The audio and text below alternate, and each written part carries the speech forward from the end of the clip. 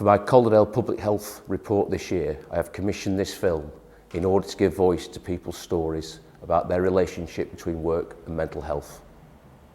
Firstly, can I express my gratitude and thanks to the people who have gone on camera to tell their story.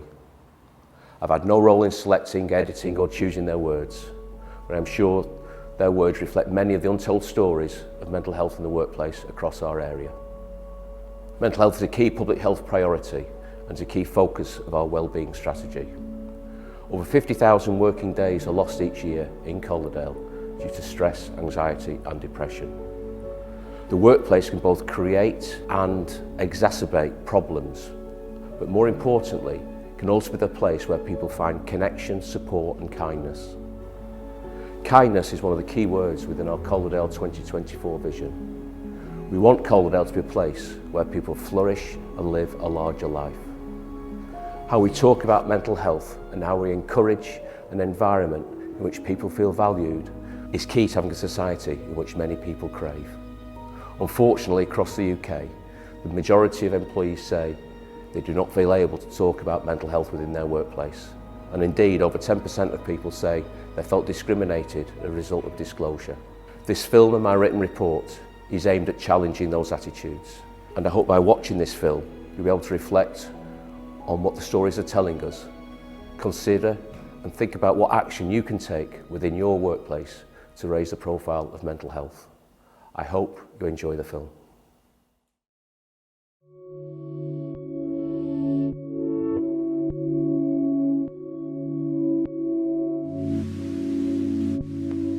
I was feeling so depressed, I had anxiety, and I had to still go to work and look normal.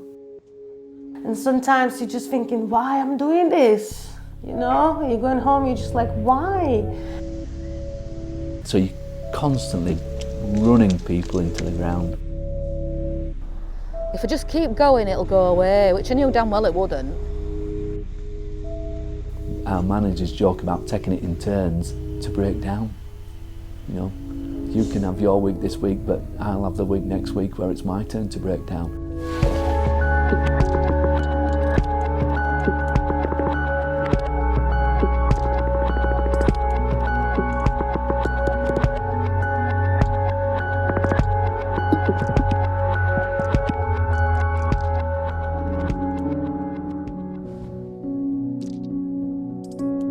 In 1989, I was at the Hillsborough football disaster, and I was actually in Leppings Lane, and I was 18 at the time. You know, going to a football match, you think, you know, it's going to be a great day. Then, you know, disaster unfolded, and I find it difficult, the fact that I know I climbed over men, women, and children to get out, and I know how lucky I was. And you know, as an 18-year-old, you put a lot of that behind you. And then things then start gradually catching up. So I then had to go back and relive those moments and relive my statements. Then there was the culmination of other events 2 years ago, where my wife got diagnosed with a bone tumour. My dad was then going to have a therapy for cancer, prostate cancer. And I thought I could cope with this, and I started throwing myself into work. I could sense my wife was getting worried because I was spiralling into, being very, very quiet. You know, I wasn't engaging with my family much. I wasn't engaging socially with friends, and I was working really, really long hours. And if I'm honest with myself, I probably realised there was something wrong, but I didn't want to admit the truth. You know, I was spinning many plates, and I started putting that mask of pretense up, whereby convincing myself I was okay. And if I was getting asked, you know, are you struggling? I'd say, no, I'm fine. And over time, those masks then started to fall down, and I couldn't really cope. So that night, I attended my own funeral. And I know that sounds really, really up there, but in some strange way, it felt right. And I know that sounds very selfish, but I felt at peace. I felt at rest. I needed rest. I was physically and mentally exhausted. So I got up one morning, I got dressed, and with the sole intention that I was going to go take my own life. And why or how, I don't know. My wife woke up and stopped me. And at that point then, that was when I realised I needed help. And for me to taking those 2 steps forward and saying the 3 words, I need help, will be the most important steps and words I'll probably will ever take again. My wife literally just grabbed hold of me, and at that point I told her everything around how I was feeling. So this is myself and my wife Belinda. I'll have been about 18, 19, so that'll have been just after Hillsborough. So that's when we first more or less got together. We both worked at Barclays Bank. And I don't think Belinda would appreciate me showing this photo because it is a very, very old photo.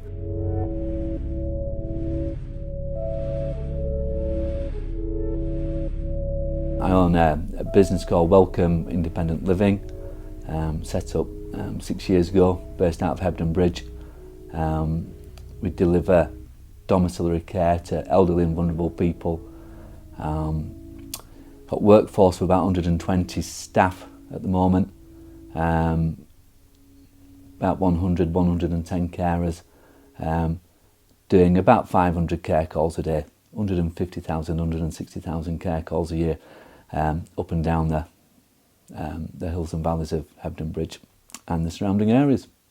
It's mind-blowing, I think, the number of hard-working people, particularly women in this locality, that absolutely maxed out with anxiety and stress and emotional upheaval in just trying to keep things together and put food on the table. Examples of that would be, I went outside last week, two carers had, I know, just received their rotas, and both of them were crying. So you've received your rota for the week, and they've looked at it, seen how many calls they've got, where they're working, and a couple of difficult customers that they're working with, yeah. And you shouldn't go to work and be in a position where you're crying because of the work that you've been asked to do. And what kind of a world do we live in? That's mental.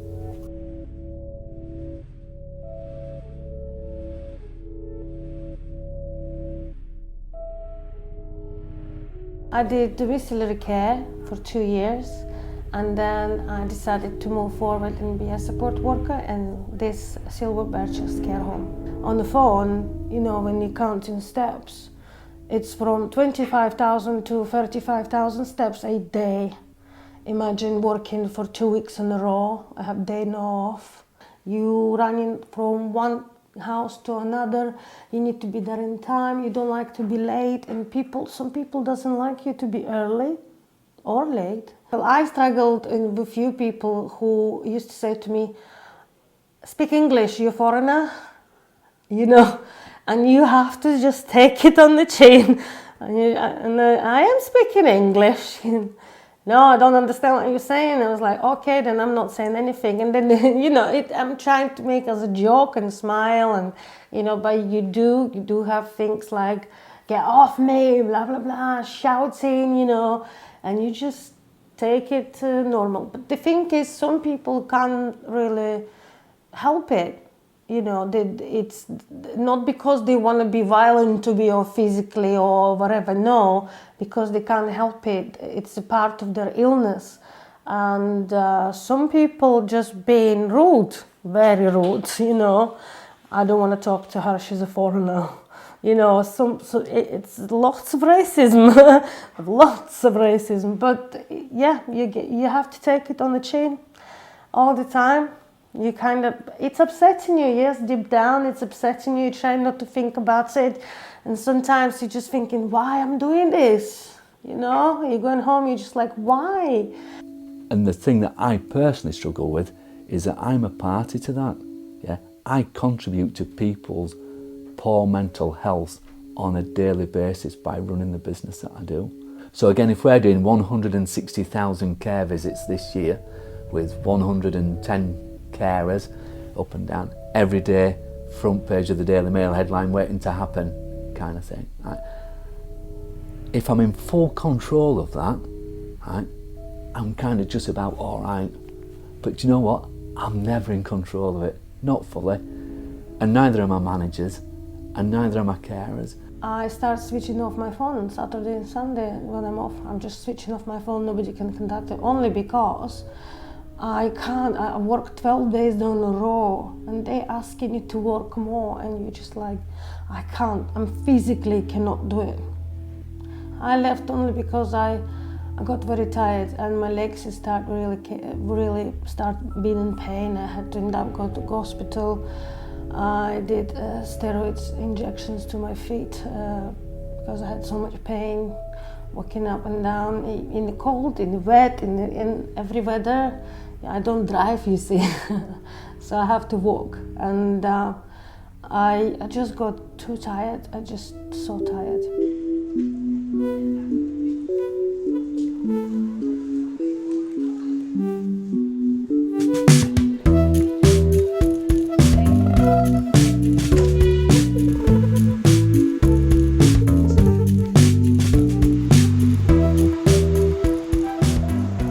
On that morning, I spent time at home with Belinda, and the strange thing is, I went into work that day, and people will say to me now, how on earth could you go into work that day? But I was brought up with a strong work ethic, and the ethic of, unless you've got a broken arm and it's a visible illness, then you would go to work. And even then, on that morning when I was in crisis, because I'd not got something visible for people to see, I thought the right thing was to go into work.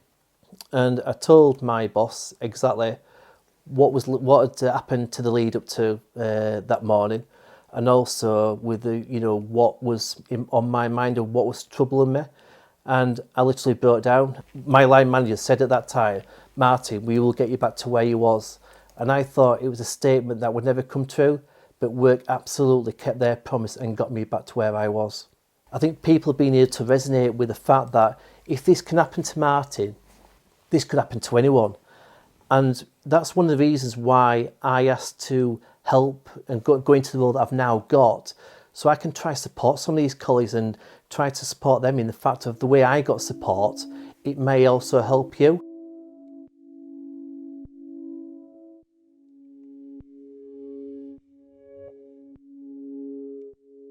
I've been within the telecoms industry since leaving college around about 20 years ago. So for me personally, I noticed, due to factors that were going on outside of work, my personal life became very, very challenging. When things started to come crashing down, the way that I initially dealt with it is I asked work and certain key people around me to keep me very, very busy, which I felt at the time, rightly or wrongly, was going to be a good thing to keep me busy and distracted from what was going on in my personal life. However, it wasn't too long before I realised that the added pressure was just completely too much for me. I've had a mental health condition since I was a child, and so consequently all my working life. As a child I developed a thing, agoraphobia, which is a fear of leaving the safety of home, which affected my school life. I was off school for 18 months, and it also affected my confidence. When I got into my working life at proper, I started working for Sainsbury's in '83, but I still had this background problem with anxiety and depression, and I would have repeated episodes of that throughout. At that point it was take the antidepressants, have some time off, go back to doing what you were doing and wait while it happens again, basically. Although at the time you don't realise that that's what's happening. If I'm triggered and I'm anxious, I can be overwhelmed and emotional. I can be angry and really angry, to the point of I've been asked to leave places because I've been so angry they've been frightened they're going to punch somebody. I work as a homeschool liaison officer in a local primary school in Halifax, and there have been times, many times, that I've gone through extremely turbulent, traumatic situations. I've continued to go to work because I'm the type of person, Work attendance is important to me. And I've sat and thought, I wish my employer would create a bit more of an understanding environment for me to approach them. And there were times that I would struggle to keep myself normal in front of everyone at work, in front of my colleagues. I couldn't allow myself to be seen as not coping. There were times I'd cry, quietly cry, and then calm myself down, go back to my desk and act normal. And at the end of a day like that, I would come to my car and just burst into tears. I had to release it all because it was like a cage. I'd bottled everything up. And I'd think, there's no point telling anyone because nobody's going to understand. You need to do your duties. If your duties are affected, your employer's not going to be happy with you. So you're going to have more issues on your plate. So I'd drive home and just cry before I get home and then calm myself down. Come inside my house and crash on the sofa and just sleep. I'd sleep because my energy levels were so down. So I think that's some of the effects of being emotionally upset, emotionally disturbed by your issues, where you can't sort of release them or say, look, I need help. One of the reasons why you try not to say anything about it is people go, oh well, we all feel like that. Do we? And it really, there's times it's very dismissive. It's seriously not listening to the person. Yeah, so as I've said earlier, because we've got this heightened trigger for anxiety, what might seem like a triviality to somebody, an ordinary person, can be a massive trigger for somebody with anxiety. So yeah, you might have that, you might be in that situation, but you don't have the reaction that myself or somebody else dealing with anxiety will have.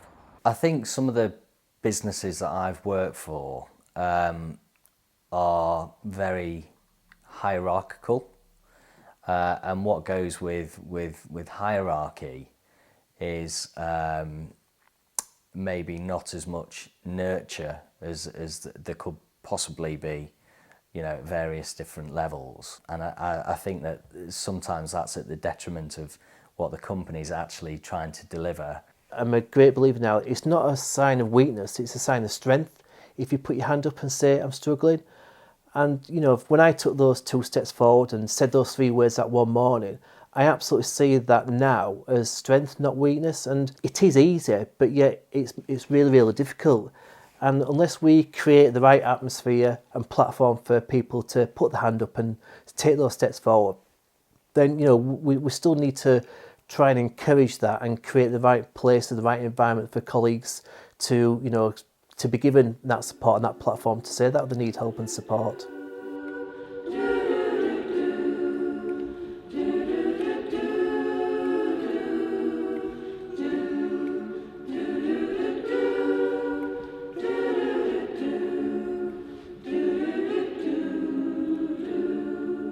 When I took on the role at the beginning of the year, I said to my director, I want to do things differently around the mental health agenda.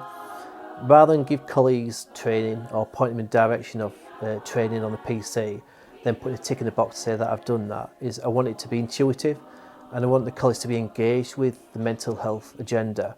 So over 2 or 3 months I did a bit of research and found that singing creates that positive mental well-being from an individual's perspective.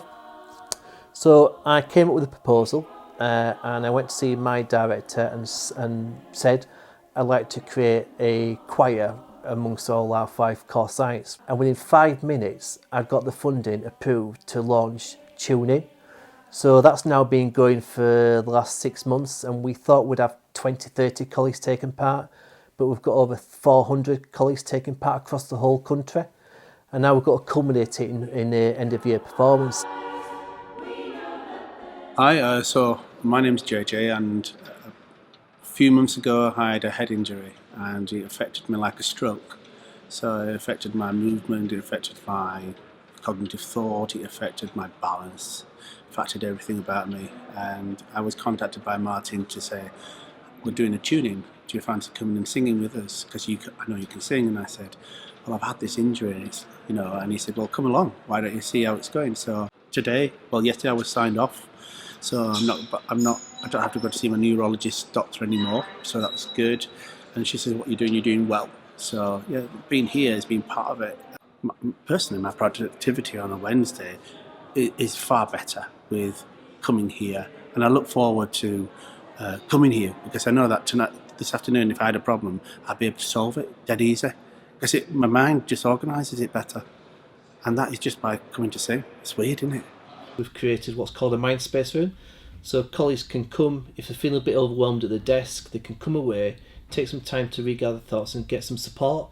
So we've got very support literature within the room, so it's just an opportunity where they can to get themselves away from the workplace and just regather their thoughts if they're feeling just that way inclined. So one of the comments that's been placed in the room is just been to visit the Mindspace room and take the opportunity to have time away from pressures of work.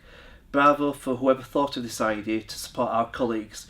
You need to see more mental support like this within our organisation. Just visited the room as a mental health first aider. How wonderful. I think this can really make a difference. Excellent concept. So as you can see, it's really making a difference to colleagues. Something so simple is making a difference to them when they need it.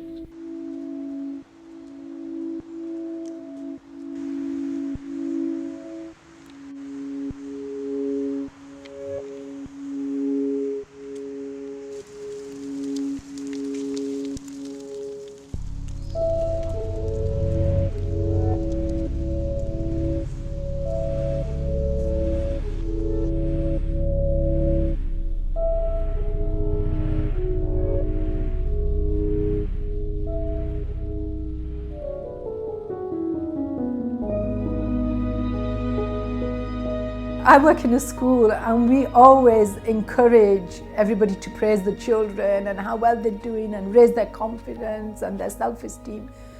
And I went through a long period where the staff never got that. The adults who work with these children never got that. And I always used to think that helps me when my manager or a colleague says, well done, that was great, I really appreciate that. It means a lot. It just boosts your confidence. Most of what we do is good communication, helpfulness, friendliness, having an ethos where there isn't a blame culture. So when people get things wrong or when people break down, that it's a supportive kind of management and kind of colleague network around them. I always think about it as, an engaged and happy member of the team is worth their weight in gold. So if that means that they feel that the company is supporting them through difficult times, I think those individuals, you'll find, will probably bounce back from the difficulties with a vengeance. The adjustments that need to be made generally probably won't cost anything, but it will require flexibility, because this is how we do it, doesn't fit with us guys. we just need small adjustments and support. I mean, the support is massive.